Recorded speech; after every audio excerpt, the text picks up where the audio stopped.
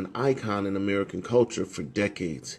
He is somewhat of an anomaly because he is known as the blue-collar billionaire with many friends in the African American community and has often fought out and spoke out against political injustices against black people. This is very uncommon for most billionaires. The Trump brand was loved by all. However, his political ambitions for the United States presidency made him a target for the elite, particularly because he resisted the growing trends of globalism and the New World Order. Often those who were targeted by the New World Order went to Trump for protection and support. Immediately following his announcement that he will be running for the presidency, the elite and the media establishment unleashed a vicious attack against Trump in an attempt to program the public that he was a racist, because the black vote is a major factor in presidential politics. The purpose of this video is to expose the truth and to provide for all Americans 100% proof that Donald Trump is not a racist. If after watching this video you still believe that Donald Trump is a racist, I will be praying for your mental health. I want to bring forth a friend who has, well, he is deceptive in that his social style is of such. One can miss his seriousness and his commitment for their success is beyond argument.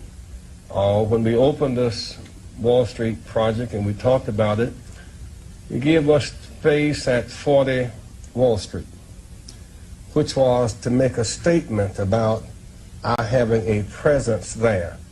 And beyond that, in terms of reaching out and being inclusive, he's done that too. And created for many people a comfort zone when I ran for the presidency in 84 and 88. And many others thought it was either laughable or something to avoid. He came to our business meeting here in New York because he has this sense of the curious and a will to risk to make things better. And so aside from all of his style and his pizzazz, he's a serious person who's an effective builder of building for the builder people. Last year he was a part of our workshop, of our panel workshop on what are the challenges and opportunities. And so this, a year later, Donald Trump, for a few minutes, challenges and opportunities to embrace the underserved communities. Donald Trump.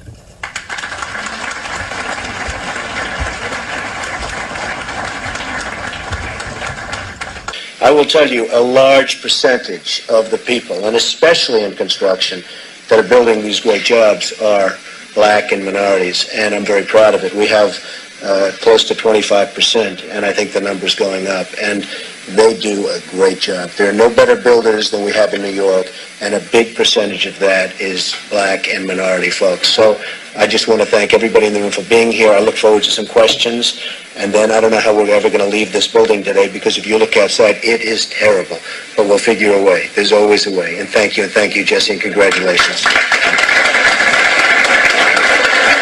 And it angers me, because then you say, why is there poverty? Why is there no education in Harlem? Why are the schools so bad? Why is there no housing? When you put a tax on Japan for the products that they're selling, you will bring in hundreds of billions of dollars to this country, which can go to rebuilding our inner cities.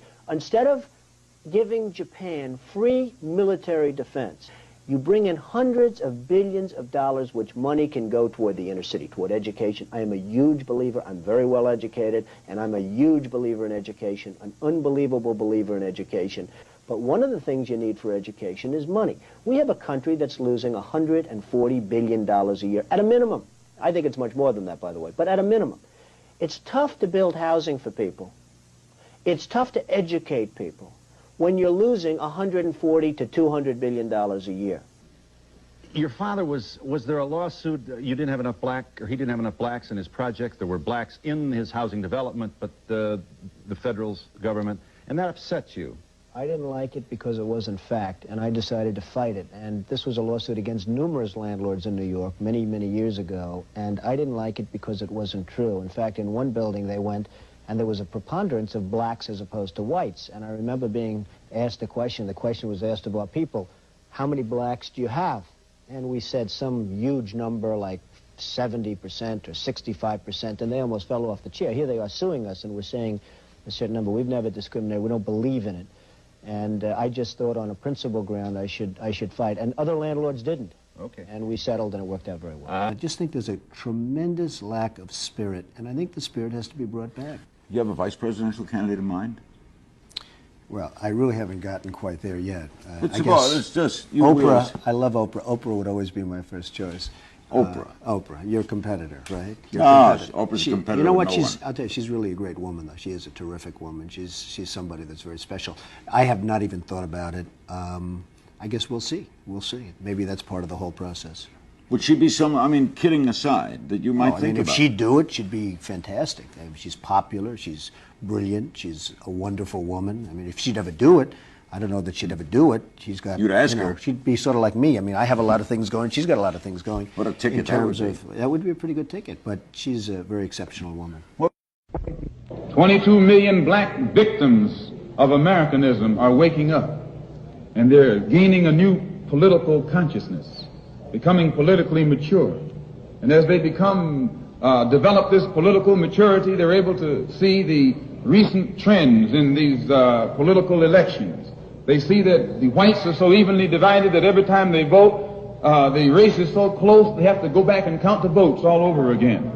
And which means that any block, any minority that has a block of votes that stick together is in a strategic position. Either way you go, that's who gets it. You're in a position to determine who go to the White House and who stay in the doghouse.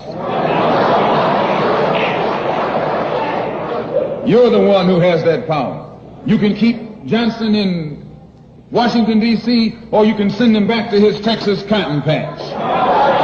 You're the one who put the present Democratic administration in Washington, D.C. The whites were evenly divided. It was the fact that you threw 80% of your votes behind the Democrats that put the Democrats in the White House. When you see this, you can see that the Negro vote is the key factor. And despite the fact that you are in a position to be the determining factor, what do you get out of it? The Democrats have been in Washington, D.C. only because of the Negro vote. They've been down there 4 years. And all other legislation they wanted to bring up, they've brought it up and gotten it out of the way, and now they bring up you. And now they bring up you. You put them first and they put you last. Because you're a chump. A political chump. In Washington, D.C., in the House of Representatives, there are 257 who are Democrats. Only 177 are Republicans. In the Senate, there are 67 Democrats. Only 33 are Republicans. The party that you backed controls 2/3 of the House of Representatives and the Senate, and still they can't keep their promise to you. Because you're a chump.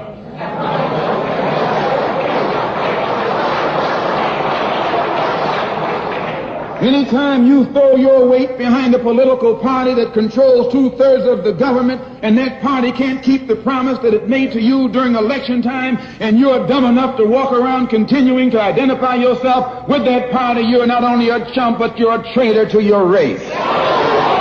Well, you've got David Duke just joined, a bigot, a racist, a problem. I mean, this is not exactly the people you want in your party. How would you characterize, to put this to rest, how would you characterize in more words than one, David Duke?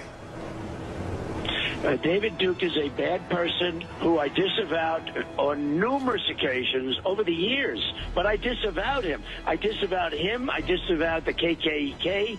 I just did the Today Show, and it was the same thing. And I said, how many times do I have to disavow? Do you want me to do it again for the 12th time? Well, I want it on the record on this show. Let me follow up, and then I'll open it up to the table. Just to put it clear, I disavowed him in the past, and I disavow him now.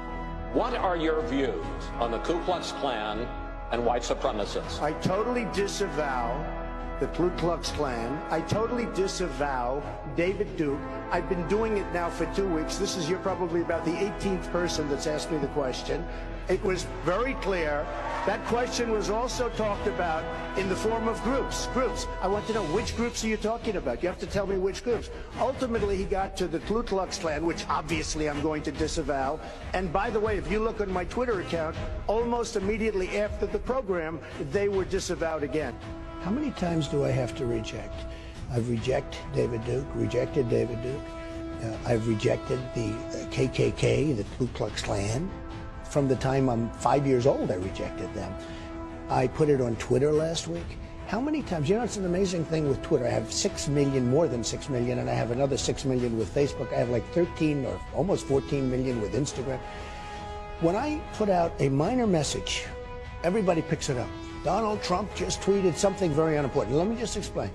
When I put out that I reject the KKK and David Duke, nobody picks it up. You know why they're not? Because they don't want to pick it up. They pick it up. You pick it up. Everyone else picks it up. You saw simultaneously, practically at the same time. They don't want to pick it up. Now, I have been asked this question so many times. I have rejected it so many times. We are one people, and we share one faith. Whether we are black or brown or white, we all bleed the same red blood. We all salute the same great American flag. And we are all made by the same Almighty God.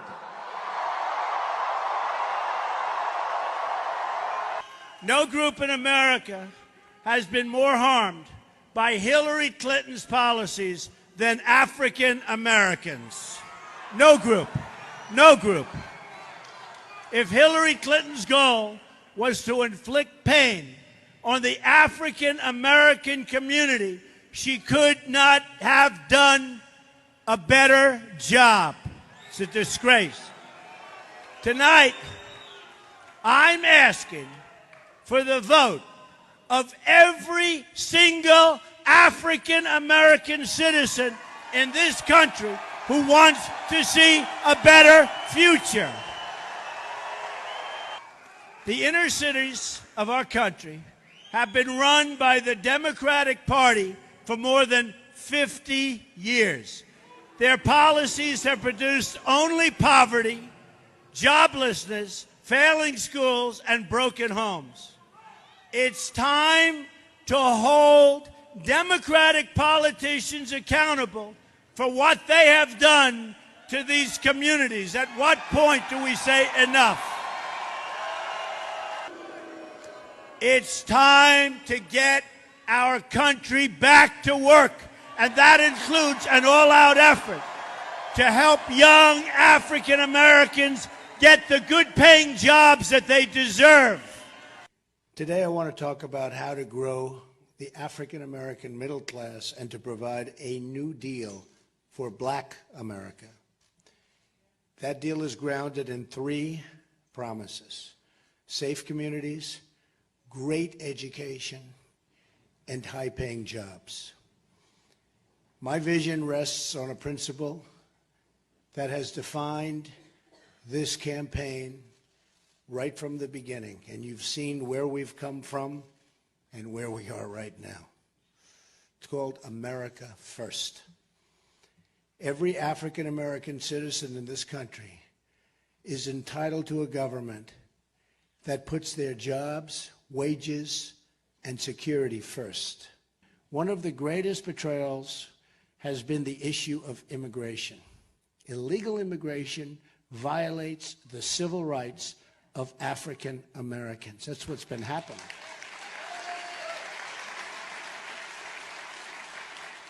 No group has been more economically harmed by decades of illegal immigration than low-income African American workers.